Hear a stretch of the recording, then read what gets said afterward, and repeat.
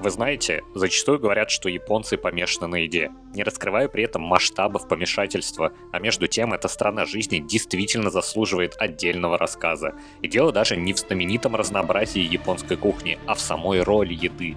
Казалось бы, пища всего лишь наполняет желудок, но в Японии еда намного больше, чем просто вкусно приготовленные продукты.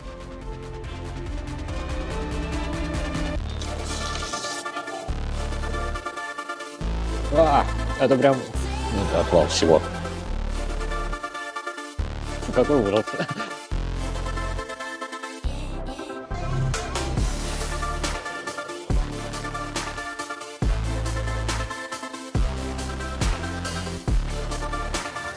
11番11おっちゃんおっちゃん В Японии еда — это культ. Ощущения, впечатления от нее способны наполнить смыслом общения между людьми. Обмен такими впечатлениями очень важен для японцев. И я заметил это только когда побывал здесь лично.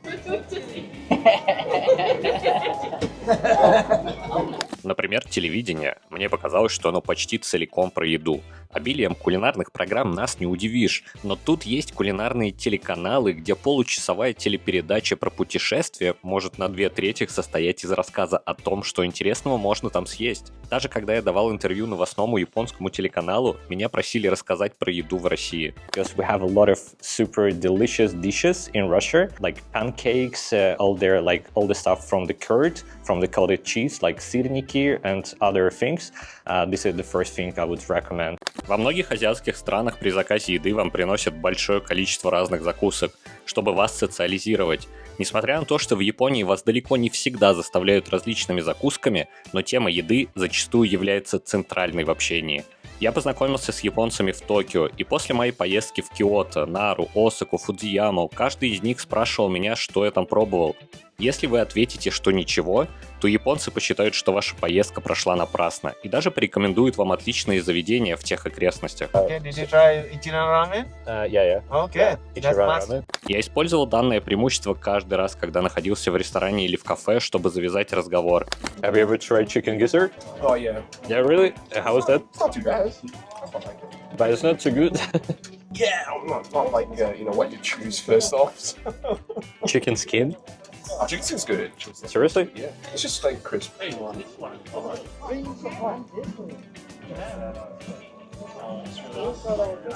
Yeah, I mean it's like just fried chicken. No. Sure not. Хоть еда в Японии может быть центральной темой для разговоров и помогать вам социализироваться, но в Токио все как будто бы немного иначе. Жизнь в таких загруженных городах, как Токио, движется быстро, и люди хотят, чтобы все было быстро и легко. Здесь большое количество вендинговых автоматов, которые как быстрые остановки для людей. Обалдеть, я именно невероятно удивлен тому факту, что он горячий.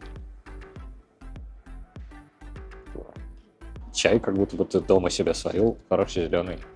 А заведения порой настолько крошечные, что вы едва можете там поместиться. Здесь настолько мало места, ребят, что одновременно поместить себя и рамен в кадр просто как будто бы невозможно. Так, например, в одном из популярных заведений в центре Токио, Ичиран Рамен, который мы недавно упомянули, настолько мало места, что это больше похоже на компьютерный клуб нулевых, нежели на популярную сеть ресторанов. Очень смешно. Они ходят мою куртку задевают, потому что здесь, правда, вообще просто нет места.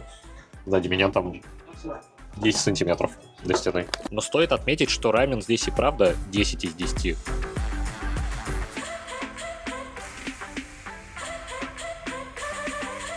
В целом, ребят, я много интересной истории про это блюдо вам не расскажу. Но я могу вам просто попытаться передать этот вкус. Это просто нечто. Это в меру чеснока, в меру лука, в меру остринки. Здесь, кстати, это когда заходишь, тебе выдают карточку, на которой ты отмечаешь, кстати, количество остроты, количество всех ингредиентов. То есть непереваренная лапша. В общем, идеальная консистенция.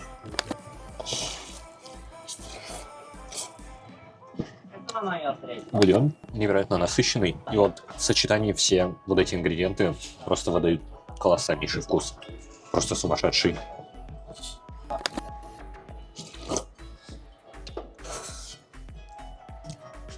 Я никогда вкуснее не ел. Я, в принципе, может быть, и не так много, честно говоря, съел рамена за всю жизнь, но я не уверен, что какой-то, честно, сможет меня удивить больше, чем этот.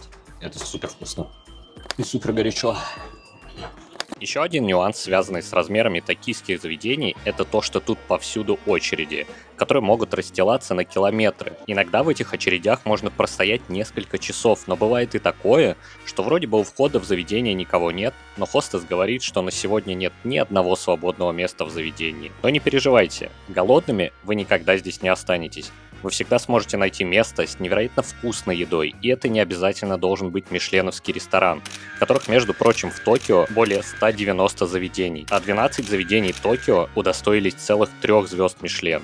Но если вы не ценитель японской гастрономии, то в Японии прослеживается американско-европейское влияние, начиная от отдельного насыпного острова Дайба, история которого началась в 1853 году, когда еще в закрытую, традиционно самурайскую Японию приплыли американские корабли, чтобы открыть страну для торговли. Здесь находится статуя свободы, мост, схожий с золотыми воротами в Сан-Франциско, и еда не является исключением. Здесь большое количество заведений с бургерами, но самое важное отличие — это наполнение. Ведь мясо в бургерах используется вагю. В большом выпуске про Японию, который уже вышел на моем канале, я рассказывал про вагю. Поэтому, если вы не успели посмотреть большой выпуск про Японию, то ссылку я прикреплю в описании. И не забывайте подписываться на мой канал, чтобы не пропустить новые ролики. Что касается бургеров с мясом вагю, то мой фаворит — это Shogun Burgers, который находится в Токио.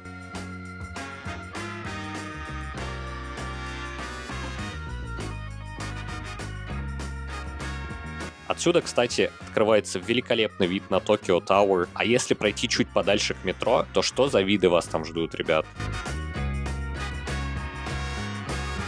Здесь также есть Starbucks, но знаете, все вот эти вот пафосные места по типу Starbucks — это все для мажоров. Настоящие японцы покупают кофе в 7-Eleven или в магазине Lawson. Да, я уверен, что вы неоднократно сталкивались с магазином 7-Eleven в азиатских странах, и хоть он изначально пришел из Штатов, в настоящий момент он имеет прямое отношение к Японии. Он был полностью переформатирован и перестроен на японский лад, ведь в 1991 году контрольный пакет акций был выкуплен японской стороной. Ребят, но магазин Lawson — это любовь, превзошедшая даже любовь к 7-Eleven. Сразу прошу прощения, если задеваю чьи-то чувства. Помните кадр из большого выпуска, где я показывал содовую, на которой изображена гора Фудзи? Так вот, это абсолютно обязательно каждому на пробу. Да, я тоже не пью газировки, да, я тоже слежу за едой, но эта содовая продается только там. Вы не сможете найти ее ни в Токио, ни в Киото, ни в Осаке. Я пытался, честно, но все тщетно. Поэтому, поскольку данный выпуск посвящен еде, то моя большущая рекомендация — это содовая из Lawson возле горы Фудзи. Ну и к слову о Lawson, сколько же тут невероятных десертов. Вообще десерты в Японии — это отдельный вид искусства. Как они выглядят, в каких вариациях здесь только их не найти. Но традиционные японские десерты — это немного иное. И сейчас я познакомлю вас с ними поближе.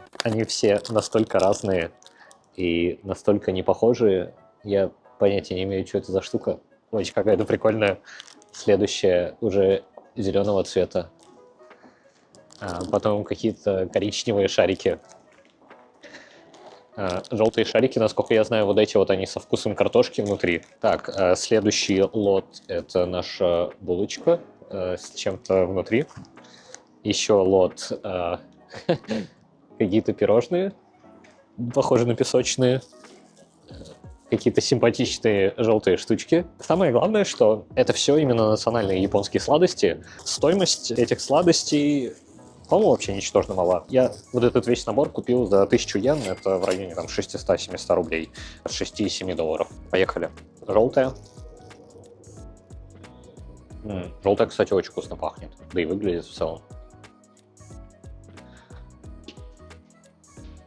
Вау. Желтая — это именно какая-то кремовая история. Вау. Угу. Желтые однозначно лайк. Доедать я их все, конечно, не буду. У меня еще очень много сладостей надо попробовать. Но желтые прям белиссимо. Следующее — это коричневые, но уже в другой упаковке. На вкус пока непонятно, что это такое, но давайте быстренько это выясним.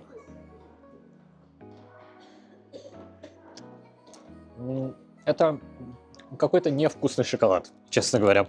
Точно не мой тип, не то, что хочется пробовать. Следующее — это картофельные сладости. Во-первых, как странно они достаются, то есть у них прям какая-то супер тягучая текстура.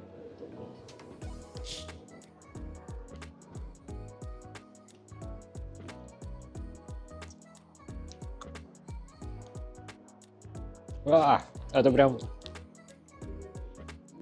Это прям, фу, невкусный картофель. Представьте, что вы приготовили пюре, не посолили его, все это простояло 2 недели в холодильнике, и после этого вы это достаете и начинаете есть. И то это будет вкуснее, чем вот эта вот конфета со вкусом картофеля. Ужас. Просто ужас. Следующий лот — это лот. Как будто я их здесь продаю. Это вот такая вот сладость. Честно, очень напоминает мне куриную грудку, которую ты просто посыпал специями. Из-за этого прям не очень хочется это пробовать, но давайте попробуем.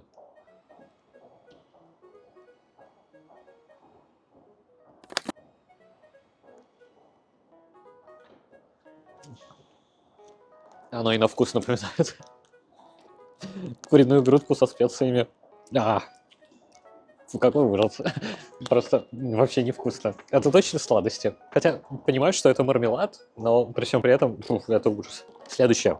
Опять же, тянучие шарики. Тот был со вкусом картофеля. Ужасный, кстати. Это что-то тоже на специфическом.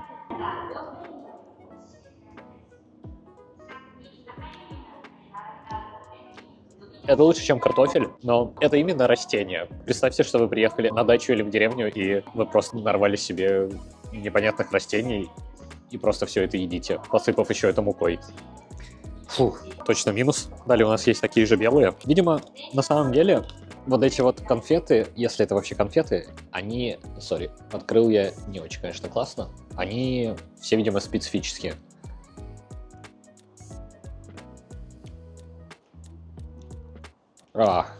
Я не знаю. Вот именно у этих конфет разноцветных, желтые, зеленые и белые, самый ужасный вкус. Фу. Честно, у меня очень большая надежда, потому что я это оставил напоследок, вот на эту вот булочку. Она с маслом и джемом. Плюс, на самом деле, я заметил, что все японцы берут именно ее, причем берут ее пачками. Там по 2, по 3, по 4, кто-то ее даже берет.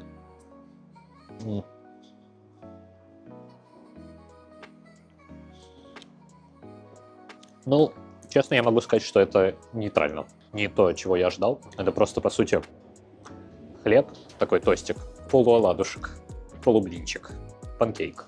А внутри масло и джем, который, в принципе, особо не ощущается. Тоже на любителя. Единственное, что я рекомендую, желтые шарики. У них действительно приятный ванильный вкус, и хочется есть. В Японии еще столько заведений, которые стоит посетить и которые заслуживают внимания. И в каждом городе столько великолепных мест. Так, например, в Киото есть заведение, где подача меня поразила больше всего. Да, вы уже видели эти кадры, но, ребят, это нечто. Это красиво, это необходимо попробовать каждому.